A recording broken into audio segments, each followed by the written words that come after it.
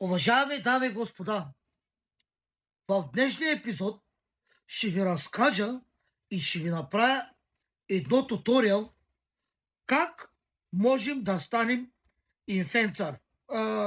Да, инфлуенсър или тиктокар. За целта първо трябва да намерите индивид, може мъжки, женски, идиот, без работа, човек, който знае всичко, ма не разбира от нищо и може да дрънка страшно много глупости. След като сте намерили такъв идиот, може да започваме да се инфлуенсваме.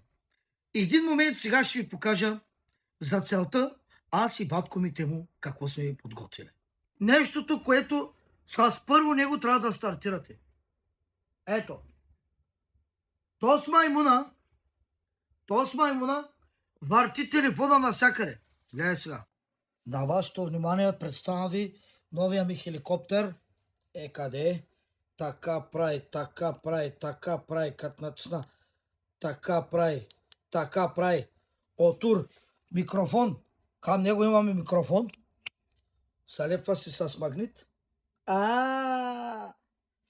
Ето е работа. И следващото, което трябва да добавим към комплекта за идиот инфлуенсър е лампа. Сега някой път се налага да се снима вечер тъмното, да се краде, гледай какво става. Лампата, взимаш студена светлина, топла светлина, смесена светлина, изключваш,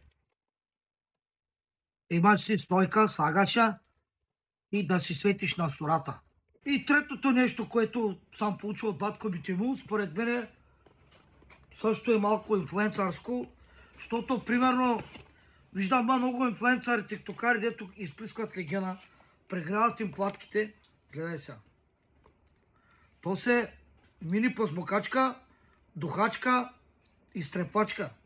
Сега пускаме го.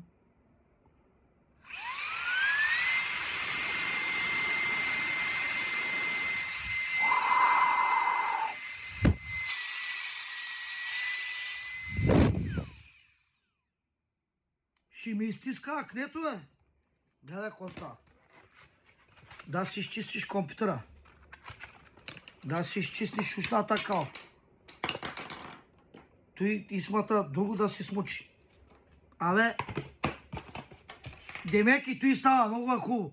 Не пропускайте да се възползвате от кода, да изтеглите приложението на баткомите му и продължайте да бъдете готини Бен Бордан инфлуенсър. Айде!